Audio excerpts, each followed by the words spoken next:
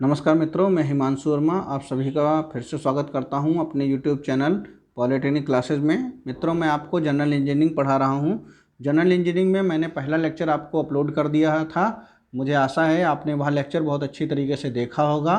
Construction material में मैंने आपको ब्रिक तक जो मटेरियल कंस्ट्रक्शन मटेरियल के जो मेन पार्ट थे आपका ब्रिक और स्टोन वहाँ आपके पूरे कर दिए थे।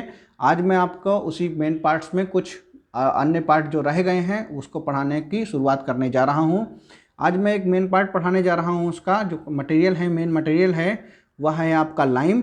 यहाँ पर आपको मैंने लाइम को दर्शा रखा है, आप अच्छी तरीके से देख लें। यह लाइम है जो पानी में मिक्स करके रखा गया है। ठीक है, मैंने ये सूखा इसलिए नहीं दिखाया कि लाइम और साल्ट में बहुत ज़्यादा देखने में फ़र्क नहीं पता चलता है, और यहाँ पर आपको पता चल रहा है।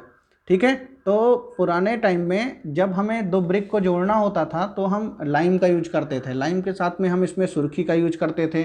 सुर्खी किसको बोलते हैं? जो ब्रिक होता है, ब्रिक के पाउडर को सुर्खी बोलता जाता है। ठीक है, ब्रिक में जो लाल पाउडर निकलता है उसको क्या बोलते हैं? सुर्खी बोलते हैं। कहीं कहीं पे इसको राबिस भी बोला जाता है। ठीक है, इसके साथ हम सीरा यूज करते थे पुराने टाइम में। तो यह एक कंस्ट्रक्शन मटेरियल के रूप में उपयोग होता था। इससे प्लास्टरिंग भी करते थे और ब्रिक्स को जोड़ने के काम में भी आता था। तो इसको एक प्रकार से बाइंडिंग मटेरियल के तौर पर भी इस्तेमाल किया जाता था। बाइंडिंग मटेरियल की हिंदी होती है बंधक पदार्थ। ठीक है, तो चलिए शुरू करते हैं। लाइम। तो लाइम का बनता कैसा है? तो चूने पत्थर के निस्तापन से लाइम बनता है। जब चूने पत्थर को 900 डिग्री सेंटीग्रेड पर गर्म करते हैं तो CaO CO2 में टूट जाता है। इसके रिएक्शन मैंने आपको यहाँ पर समझा रखी है। जब CaCO3 को, चूना पत्थर को 900 डिग्री टेम्परेचर पर आपका निस्तापित किया जाता है या गर्म किया जाता है तो यह CaO और CO2 में टूट जाता है। ठीक है, चूने पत्थर को हवा की उपस्थिति में, है ना, 900 डिग्री पर जब गर्म करेंगे तो यह टूट जाएगा और शेष उत्पादन जो कार्बन डाइऑक्साइड तो एटमॉस्फेयर में बाहर निकल जाती है, तो बाकी बचा उत्पाद क्या रह जाता है? कल चूना रह जाता है। चूने के गुण हैं क्या हैं? इसके बंधक गुण जो हैं वो अच्छे होते हैं।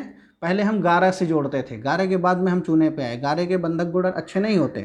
ठीक है, सीलन रोकता है। आप लोगों ने नॉर्मल देखा होगा कहीं पर नगर पालिका वाले जहाँ पर कूड़ा कचरा उठाते हैं, सीलन होती है तो वहाँ पर चूना डाला जाता है।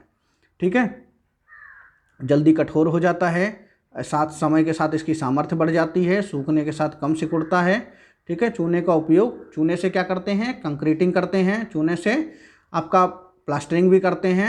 एक और चीज़, चूने से अगर डिस्टेम्पर भी बनाते हैं, दीवार पे पुताई करते हैं, जिससे कीड़े मकोड़ों से भी दूर रहते हैं। ठीक है, आपका मटेरियल मैंने बता ही दिया, सुर्खी के साथ मिलाकर यूज करते हैं। इसको गालक के रूप में या फ्लक्स के रूप में यूज किया जाता है। गालक किसी मटेरियल को बनाने में, है ना, जैसे सीमेंट मटेरियल बना रहे हो तो वहाँ पर गालक के रूप में इसको यूज किया जाता है। और जो सॉइल है हमारी, मैंने आपको बताया था कि ब्रिक जो है, जब सॉइल हम ब्रिक बनाते हैं तो उसमें क्या रहता है कि उसकी स्ट्रेंथ बहुत ब्रिक की वीक हो जाती है ना, तो उसको सॉइल इम्प्रूवमेंट किया जाता है। तो जब सॉइल इम्प्रूवमेंट करना होता है तो वहाँ पर हम चूना मिलाते हैं सॉइल में, और सॉइल का क्या करते हैं? स्टेबलाइजेशन करते हैं या उसका स्थिरीकरण करते हैं। ठीक है, पुताई कार्य में उसका प्रयोग करते हैं। इसको डिस्टेम्पर बनाते हैं, विभिन्न प्रकार के पेंट्स भी बनाते हैं, है ना। तो चूने का बहुत विस्तृत इस्तेमाल किया जाता है। ठीक है, अब चूने के दृष्टि परीक्षण क्या होते हैं? अगर आप चूने को देखकर बताना है तो कैसे? चूने का रंग मुलायम कठोर देखकर इसके बारे में जाना जाता है। तो अगर चूना हल्का मटमैला है तो इसका मतलब है वह A ग्रेड का चूना है या जलीय चूना है। अगर हल्का मटमैला है तो B ग्रेड का चूना है, और अगर बिल्कुल सफ़ेद है या बहुत हल्का भूरा है तो वह C ग्रेड का चूना है। उसके बाद चूने का गेंद परीक्षण या बाल टेस्ट किया जाता है। या कैसे करते हैं? चूने के जो पेस्ट हो बनाते हैं, उसके बाद पेस्ट बना के उसके क्या करते हैं? हम गोलियां बनाते हैं, है ना, ऐसे ऐसे 4 2 6 गोलियां बनाते हैं, छोटी छोटी 6-7 गोलियां बना के, और उनको छोड़ देते हैं। छोड़ने के बाद इनको पानी में डाल देते हैं, और पानी में डालने के बाद इसमें परिवर्तन हम देखने का प्रयास करते हैं। तो यदि आकार में, इनकी गोलियों के आकार में कोई परिवर्तन नहीं है तो वह जलीय चूना A और B ग्रेड का है। ठीक है, और अगर आकार में परिवर्तन होने लगा है तो वह शुद्ध चूना C ग्रेड का है। एक बात ध्यान रखिएगा, यहाँ पर शुद्ध चूना लिखा है। शुद्ध चूने का मतलब चूने में क्ले का पार्ट नहीं है। लेकिन जब हम कंक्रीटिंग करते हैं तो कंक्रीटिंग में हमें क्ले बहुत आवश्यक होती है। तो इसीलिए हमने जब भी जहाँ जलीय चूना लिखा है वो ए और बी ग्रेड का है। ए ग्रेड का चूना हमेशा कंस्ट्रक्शन मटेरियल में यूज होता है, या कंक्रीट जो आपका कंक्रीट बनाते हैं, लाइम कंक्रीट बनाते हैं, उसमें यूज होता है। और जो सी ग्रेड का चूना है जिसको आप शुद्ध चूना बोलते हैं, शुद्ध चूना इसलिए इसको बोला जाता है क्योंकि यह पूर्णतया वाइट होता है, सफ़ेद होता है, इसको सिर्फ पुताई में यूज कर सकते हो। उसके बाद हाइड्रोक्लोरिक परीक्षण, ठीक है। इसके लिए क्या करना है आपको, 1 चम्मच सूखा महीन पिसा हुआ चूना लेते हैं और उसे परखनली में भर लेते हैं, ठीक है। और उसके बाद परखनली में 10 ml HCl डालते हैं। याद रहे इसकी कंसंट्रेशन जो है वो 50% से ज़्यादा नहीं होनी चाहिए। एक परखनली लेंगे, एक परखनली लीजिए, परखनली में 10 ml HCl डालिए, जिसकी कंसंट्रेशन कितनी हो, 50% से अधिक नहीं हो, ठीक है। और उसमें चूना डाल दीजिए। अगर चूने जैसे चूना डालेंगे तो उसमें सनसनाहट होगी, सनसनाहट होने के साथ कार्बन मोनोऑक्साइड बाहर निकलेगी। तो ऐसी स्थिति में चूना बुझा नहीं है, और कार्बन डाइऑक्साइड, यहाँ CO2 कर लीजिएगा, तो कार्बन डाइऑक्साइड बाहर निकलेगी, तो इसका मतलब वो चूना बुझा नहीं है, ठीक है। अब जो अवक्षेप बचता है, ठीक है, वह अगर जेल पतली बनी है, ठीक है, तो शुद्ध चूना है, मतलब सी ग्रेड का चूना है।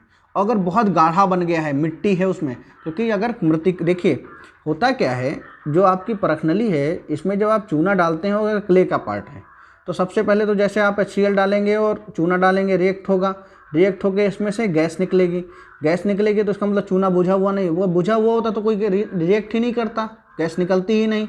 उसके बाद यहाँ पर बचेगा PPT, PPT बोले तो प्रेसिपिटेट, प्रेसिपिटेट बोले तो अवक्षेप। अगर अवक्षेप यहाँ बचा हुआ है, अगर यह मिट्टी एकदम इसमें क्ले होगी तो बिल्कुल जम जाएगा, यहाँ पर गाढ़ा हो जाएगा, गाढ़ा हो जाएगा तो इसका मतलब इसमें बॉन्डिंग प्रॉपर्टी है, बंधक क्षमता है। और बंधक क्षमता किस ग्रेड की होती, ए और बी की, तो यह ए ग्रेड का है, ठीक है। उसके बाद बात करते हैं, अगर जेली जो है वह आपकी क्या करती है, गाढ़ी बनती है ना, हल्की गाढ़ी बनती है। अब हल्की गाढ़ी बनेगी तो वो क्या होगा, अल्पजली होगा, तो बी ग्रेड का होगा, ठीक है। इसके मतलब उसमें कम मिट्टी है।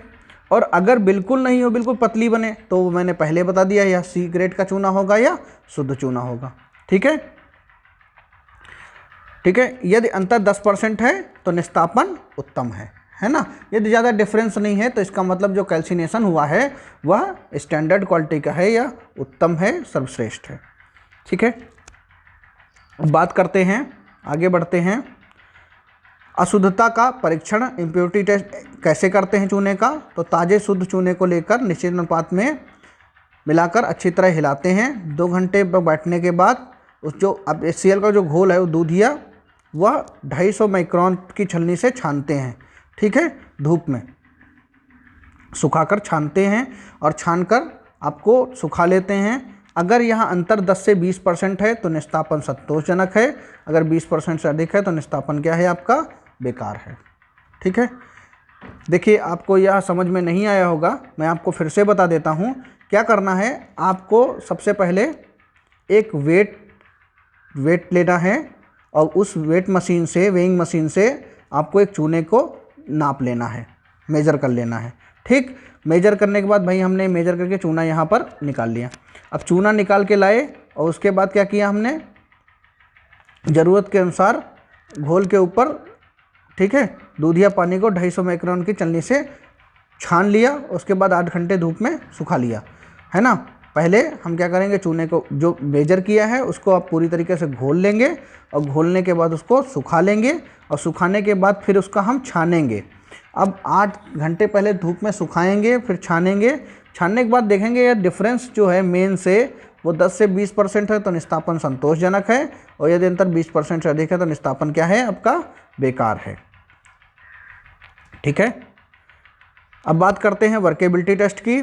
तो चूना में जो है उसको बालू में भी और आपका उसके साथ जो है सीमेंट भी मिलाया जाता है, जिसको गेज्ड मोर्टार बोलते हैं, लेकिन वह आपके सिलेबस में नहीं है, ठीक है। तो आपको क्या करना है, मसाले में बालू या सुर्खी को अनुपात में मसाले के मिलाते हैं। सुकार्यता होती है जब कोई मटेरियल जिसको हम मिक्स कर रहे हैं, जैसे आप कन्नी से मसाला चलाते हैं तो बहुत सूखा होगा तो ज़्यादा दूर जा ही नहीं पाएगा, और अगर वह ऐसा होगा कि एकदम लगाएं और फटाक से वो आगे को बढ़ जाए, है ना, तो उसको बोलेंगे सुकारे। तो इस प्रकार से हम मिश्रण करते हैं कि वह ना तो बहुत सूखा हो और ना ही बहुत गीला हो, है ना, तो जिस प्रकार से उस पर अधिकतम सरफेस पे प्लास्टर किया जा सके। ठीक है, तो हम मटेरियल मिलाएंगे और मटेरियल मिला के एक सरफेस पे लगाएंगे और देखेंगे कि सेम क्वांटिटी का मटेरियल ज़्यादा सरफेस तक कौन जाता है, ज़्यादा सरफेस तक कौन पहुंचता है, उसको बोलते हैं आपका वर्केबिलिटी। जिसकी वर्केबिलिटी ज़्यादा होगी उसको हम प्रयोग करेंगे। नया आपको पॉइंट शुरू करने वाले हैं आपका सीमेंट, है ना। अब उसके बाद चूने को बाइंडिंग मटेरियल में यूज करते थे, कंक्रीट बनाने में भी यूज करते थे, लेकिन उसमें क्या था कि वह उसकी स्लैकिंग नहीं हो पाती थी, कैल्सिनेशन में भी दिक्कत रहती थी, आपका खुला छोड़ देंगे तो वो ख़त्म हो जाएगा। तो इस तरीके से हम लाइम को यूज नहीं कर पाते थे। हमने फिर उसको परिवर्तन किया और उसको हम लाए सीमेंट में बनाकर। भले ही लाइम से ही सीमेंट का निर्माण किया जाता है, ठीक है, तो हम सीमेंट लाए। यहाँ पर मैंने अपने हैंड में सीमेंट लेकर आपको दिखाया है। ये देखिए, यह सीमेंट के पार्टिकल्स हैं, ठीक है। ये सीमेंट हाथ में लेके मैंने दिखाया है आपको कि सीमेंट जो है वो CaO से ही बनता है, बट CaO को पका के बनता है। तो अगर हवा में आप छोड़ देंगे तो चूने की तरह रिएक्ट नहीं करेगा, है ना, जब तक उसको पानी नहीं मिलेगा ख़राब नहीं होगा। वैसे सीमेंट को भी ढक के ही रखना चाहिए, क्योंकि हवा में अगर मॉइस्चर ज़्यादा है तो आपका सीमेंट क्रिया कर लेगा, ठीक है।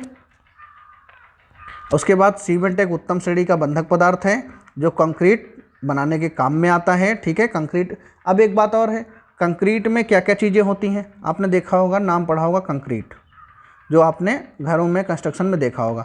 इसमें क्या होता है, आपकी एग्रीगेट होता है जिसका नाम है गिट्टी, ठीक है। बालू होती है जिसका नाम है आपका सैंड, ठीक है, प्लस आपका वाटर, ठीक है, और प्लस सीमेंट। तो ये सब मिलकर आपका क्या करते हैं, एक चिपचिपा पदार्थ बना देते हैं, और जो क्या कहलाता है, कंक्रीट कहलाता है। और इसको बांधने में कौन काम आता है, सीमेंट काम आती है। अब सीमेंट दो तरह का होता है, आप लोगों ने एक ही तरह का सीमेंट देखा होगा। सीमेंट दो तरह का होता है, एक आपका प्राकृतिक सीमेंट और एक आपका कृत्रिम सीमेंट। प्राकृतिक सीमेंट क्या होता है, जो आपका लाइमस्टोन होता है, इसको जलाकर पीसकर बनाया जाता है, ठीक है। इसमें 20 से 40% तक चिकनी मिट्टी, बाकी सब कैल्शियम कार्बोनेट होता है, ठीक है। सीमेंट का जमाव मिट्टी की मात्रा पर निर्भर करता है, जैसे चूने में निर्भर करता था। नेचुरल सीमेंट जो है वो लगभग चूने की तरह ही आसपास में होती है, ठीक है। अब आर्टिफिशियल सीमेंट क्या होती है, इसी का उत्पादन इन्हीं के मटेरियल से बहुत अच्छी से परिष्कृत करके धो के, है ना, उसका निर्माण किया जाता है। और इससे क्या होता है, इसके जो सेटिंग की क्वालिटी है वह इम्प्रूवमेंट हो जाती है ना, जमाव की प्रॉपर्टी इम्प्रूव हो जाती है। बात करते हैं प्रॉपर्टीज ऑफ सीमेंट। सीमेंट के क्या गुण हैं, तो चिनाई कार्यों में इसको मजबूत करता है ना, चिनाई कार्यों में इसका उपयोग चिनाई को मजबूत करता है। फर्शों में सीमेंट का यूज होता है, सरफेस जो बहुत स्मूथ प्राप्त होती है ना, और जलरोधी होता है, वाटर रेजिस्टेंट होता है। दूसरी एक बात, चूने में पानी पड़ेगा आप उस पर स्लिप कर जाएंगे, उसमें दरार पड़ने लगेगी, लेकिन सीमेंट पे पानी पड़ेगा तो उससे सीमेंट में कोई नुकसान नहीं होता है। अगर सीमेंट पे पानी बहुत ज़्यादा तेज़ धार से ना पड़ रहा हो, अगर स्लोली पानी पड़ रहा है कहीं पर, तो कोई सीमेंट का नुकसान नहीं होता है, ठीक है। उसके बाद इस पर वायुमंडलीय इफेक्ट इतना ज़्यादा नहीं होता है। दूसरा, अगर हम किसी मटेरियल में, जैसे ईंटों के साथ सीमेंट का ऊपर प्लास्टर कर दिया, तो सीमेंट पे ईंट तो जो मॉइस्चर सोख लेते हैं, लेकिन हमारी सीमेंट मॉइस्चर सोख तो लेती है, लेकिन उस पर कोई प्रभाव नहीं पड़ता है। तो हमारा ब्रिक्स पर भी कोई प्रभाव नहीं पड़ेगा, है ना, क्योंकि इसीलिए हम प्लास्टर करते हैं, ठीक है। और सीमेंट की अल्टीमेट कंप्रेसिव स्ट्रेंथ, एक और बात बता दूं, यह आपको सिलेबस में नहीं है, बट आप यह जान लीजिए, जैसे ब्रिक है, ब्रिक को ऊपर से दबाव डालिए, नीचे से दबाव डालिए, जल्दी टूट जाएगी। क्या सीमेंट का जो ब्रिक बना दें और वह जल्दी टूट जाएगा? नहीं टूटेगा, वह ईंट के बाद ही टूटेगा, है ना, ईंट की तुलना में ज़्यादा लोड लगाने पर टूटेगा। तो जो सीमेंट है उसका कंप्रेसिव स्ट्रेंथ बहुत ज़्यादा होता है, ठीक है। उसके बाद सीमेंट का यूज, है ना, तो सीमेंट का यूज किस में करते हैं, कंक्रीटिंग में करते हैं, मसाले में करते हैं, मोर्टार में करते हैं। मसाला बोले तो मोर्टार, प्लास्टरिंग में करते हैं, टीप में करते हैं। टीप क्या होता है? जो ब्रिक के बीच में जो स्पेसिंग होती है, जैसे यह ब्रिक है और इनके बीच में जो स्पेसिंग होती है, इनको भरने में किसका प्रयोग किया जाता है? आपके टीप का, है ना। तो सीमेंट का मसाला जो है वो नीचे कन्नी से उठाकर उन ब्रिक के गैप्स में भर दिया जाता है, ठीक है। इसको ही हम टीप बोलते हैं।